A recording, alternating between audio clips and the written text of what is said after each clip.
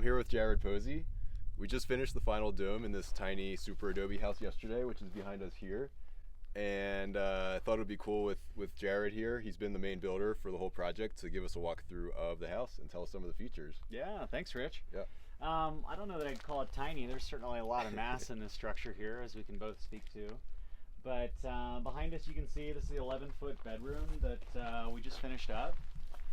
We did a high spring line on this one, 18-inch spring line. So we did the buttress ring up to about 30 inches here. Did a little seat wall feature with a wider bag as well to give a little more seat depth, which was a nice touch. This was a lot of work up front, but I think it really paid dividends throughout the build as a safe place for people to stand on as we continued up on the structure. We've got 2 Roman arch windows in here, 1 and 2, which are going to be lined up on either side. It's going to fit a queen size bed quite nicely. We did that eyebrow feature right on the Roman arch windows there. And you can see got a few pieces of rebar in there for extra support. That cement percentage is doubled up as well, similar to our foundation bags. So that should hold up quite well. As you can see, the first kind of filling of plaster between the rows has begun yesterday. So especially when you got a lot of people on site, that's a nice easy thing for folks to dive into, and it really saves, in this case, Rich, a lot of time on his exterior finish. This is the second kind of pop out, I guess what we'd call that, like almost like a pop out turret feature that we've done here. This is all with the 16-inch bag, so same as the entire dome here.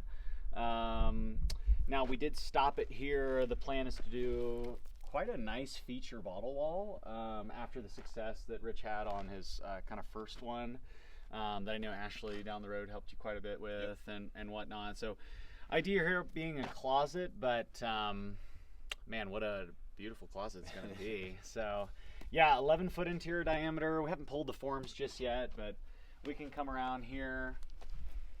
And you can see, continued the buttress string around, made our hallway connection here quite nicely. This is still with the 14-inch bag, so really showing a couple different bag sizes throughout the structure. We used 14, 16, and 18. We'll go through the inside as well towards his back entrance over here, but just before we walk through, so you see on the outside, this is our very first workshop that we did. This was the 13-foot interior diameter done with 18-inch bag. This one is the living room, and there are just one Roman arch window in here, correct? Yes. One Roman arch window with that door on the other side. Still a buttress string on this one. I think we just did like a 6-inch spring line, something like that. Yep. Second workshop we did this 12-footer that Rich has spent a lot of time finishing on the exterior as well. Buttress string. This is going to be the kitchen. This one has 2 Roman arch windows. Is that correct? 2, yes. One on either side. Oh, there's 3 2, actually. Yeah, 2 on the other side and 1 on this side that you can see here. Ultimately going to do kind of like a stained glass feature is the plan for this hemisphere up above. But on the exterior, and you can see here, we've left the rough-in for a sink, inlet and outlet. So that's a nice feature there as well. Did the ferro cement kind of stucco plaster on the exterior, 6 parts sand, 1 part lime, 1 part cement. And then actually a nice color, I think, that's going to reflect a lot of sun. And that's from Tucson Rubberized, right? That elastomeric? This is Bear. Bear, okay. But yeah, Tucson, yeah. I use Tucson Rubberized coatings for the primer coating. Correct. So we might as well go in here into the back entrance. Now this one, we've got a standard security door in here, some kind of tiered buttresses as well. And stepping in, this is going to be the mudroom ultimately. So really nice. You can see we did a kind of like a lentil mine shaft here with 4x6s on edge. A really wonderful skylight that Peter and Alexis took the lead on. I think that came out really well. We did the custom Dulles glass, I believe, yeah. Right? And that one, 3/8 inch thick, something like that. So, yeah. So just a 9-foot interior diameter, but this is also laid up for a floating bench as well. So we've got 4x4s that were sandwiched in between the rows there. We'll tie those together, Rich, at a later date with some seating. But this will be a place to have a little bit of storage, you know, take off your muddy shoes or what have you before you enter the rest of the house. Also, given that we've got a hallway to a bathroom here, it's a little bit of a, you know, a space so that people don't have to necessarily go through the rest of the home just to get to the bathroom. So as you can see throughout, we did the Gothic arch hallways here. These domes met up pretty well at the base. You can see just a small gap between them there. We also left our dummy or gringo blocks for any type of door style that he wants to do here. And you can see already a rough coat of our interior base coat plaster. So this is just clay, sand, and straw, not even terribly sifted. You can really see the particle size come through on this one. So stepping into the bathroom, pretty sizable, honestly, 9-foot interior diameter. We've even got a place to hang a chandelier or a light feature up above from a little piece of wood we sandwiched. And this was the first pop-out turret style, you know, attempt here that we, you know, kind of decided on from a design standpoint. And you can see some of the bottle wall feature there and a piece of, I believe it's just replacement glass there. Yep. And that actually gives you a nice view of the stronghold in the future here while you're taking a shower. But we did do this, you know, this cap wall a little bit higher for privacy, which I think is nice. But this is all sized for a standard shower pan, anywhere 36 wide to, you know, 36 to 54 would actually fit in this space quite nicely. And then also leaving a peak at the top for a shower head and your plumbing there as well. So haven't quite done all of the electric in this part of the house, but we can continue on over into the rest. So again, another Gothic arch hallway connection here. And we do start to see a little bit of the, you know, the rough end for the electric coming in here.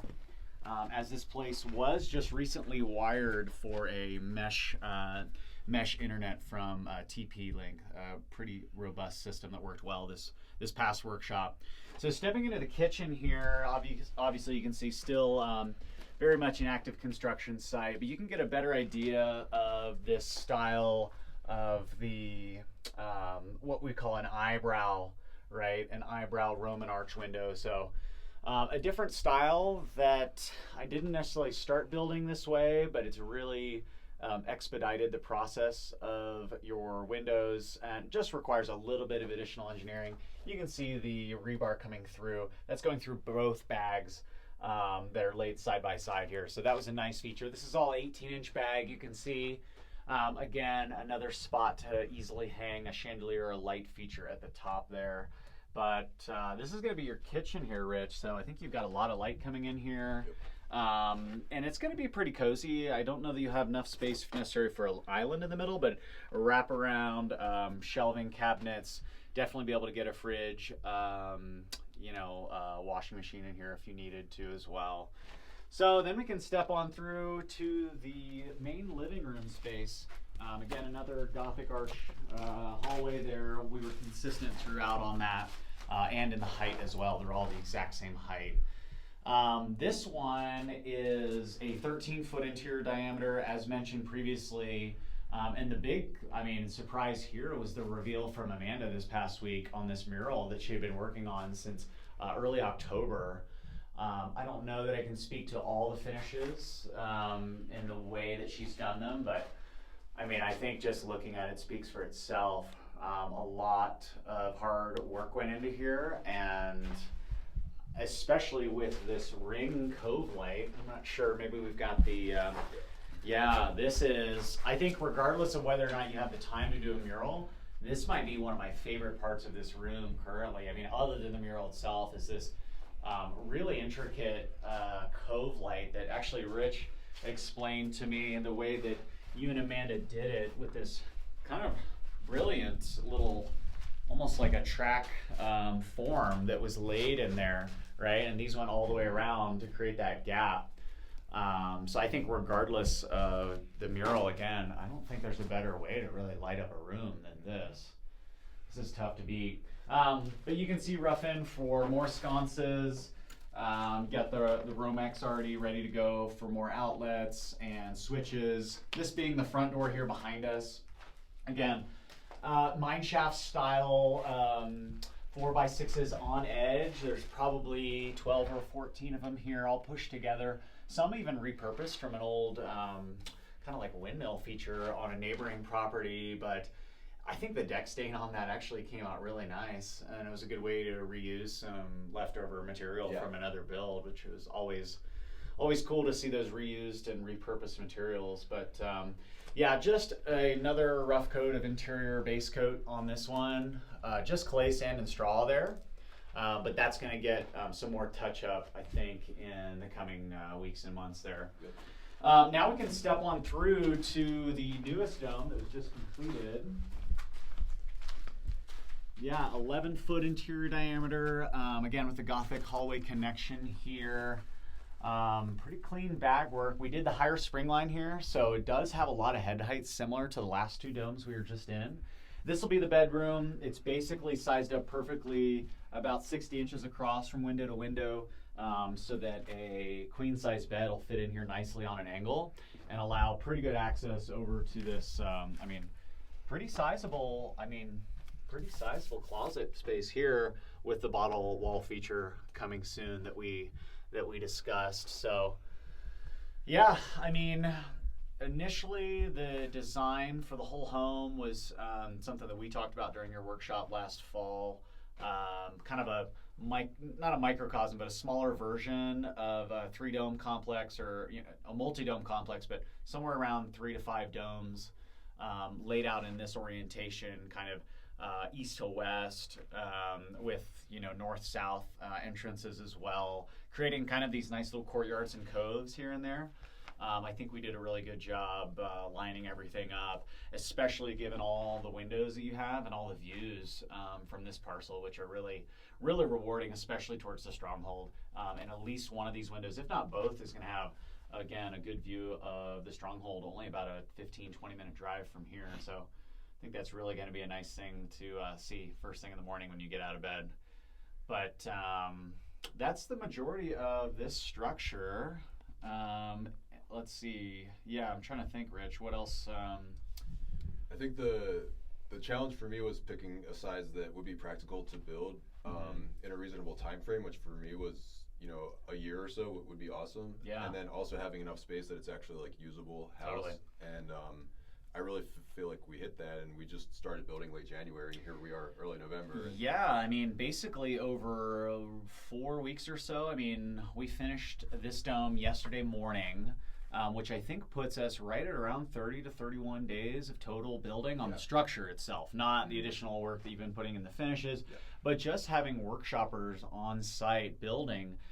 31 total days to move all this mass. Obviously it was a Herculean effort in some sense. But yeah, I think, given all the work that went into it to have this still in 30, 31 days. Now, again, you've got more ahead of you, but that's pretty impressive, I think, given what it takes to do ground up development on most home sites these days. And also for domes, this is pretty sizable square footage. Just off the cuff math, you've probably got 700 maybe square feet, 750 square feet total, including the hallways and the pop outs as well. Could be a little bit closer, to 775 or so, but right around there. So pretty sizable tiny home. And I think not only that, but the way the spaces are separated, you're going to have a lot of privacy, and it's going to feel a lot bigger than what you might think of when you think of 700 feet in a box, right? So, I think, we really nailed it on something that was achievable in a shorter time frame, especially given the weather that you have here in the summer being maybe your most challenging part of the year, other than freezing temperatures and stuff. But, to have a roof over your head that's plastered and finished before the rains come in July, and just having started in January, I think was really impressive, and that was, really inspiring for people that are trying to do ground up development themselves for the first time. Mm-hmm. Yeah. Yeah, this has been a ton of work, obviously, and we've needed a lot of help from a lot of friends, but I did want to just show that this is possible, Absolutely. We did this, so yeah. It can be done, and we both know how much work went into it, but I think it's also been a lot of fun. Oh yeah. The workshops are a great time and just great community building as well. Yeah. Yeah, that was something we alluded to, I think, even on one of the first nights throughout this build, is seeing 25 people in the tent all eating together, sharing stories and bouncing ideas off each other. It almost felt like the dome that was being built was secondary to that. I mean, obviously for Rich, this is going to be his home long term, but just seeing the community building, I think, really takes center stage. This build was really wholesome and really rewarding, I think, for both myself and yourself. Not to speak for you, but yeah, that was something we both discussed. Was there's a lot happening in Cochise County, and not another example of another broken dream, right? This one's really we're finding a lot of success here through 4 workshops, and it's like, I would agree with you. It's been a lot of fun. Yeah. And I just want to thank you. You've been part of this from the design phase till capping the dome yesterday. Yeah. And so it's been cool to see just have you on the build continuously, and working with you using the methods that you like, and everything came out really clean. And I'm just really happy and grateful that you've been helping to steer the ship here. Yeah. And I call it a huge success. I thank you, Rich. I appreciate that. Yeah, I mean, obviously not just our 2 sets of hands involved here. Noelani with the catering was crucial, making sure folks were well fed, keeping morale high. But also, the neighbors coming out this last build. I mean, 8 or 10 neighbors that were coming locally. I think the hunger for people to come out and learn this style of building, at least at the time being, it almost seems insatiable. People just going from one dome build to the next. They're really taking a liking to it. So, yeah, I think in a lot of ways just getting started down here with your project, and then others, hopefully, that are coming online soon in 2026 and beyond. Yeah, it's really exciting, and I just see a lot of potential. So, but this is a great start. Yeah, absolutely, Rich. Yeah. Well, appreciate you having me give you the walkthrough here, and getting this out for your subscribers, your viewers, and again, looking forward to when some of these rooms are finished and you've got a cozy little bed in here. Yeah, it's going to be really beautiful. Yeah, absolutely. Yeah. Well, thanks. Thank you.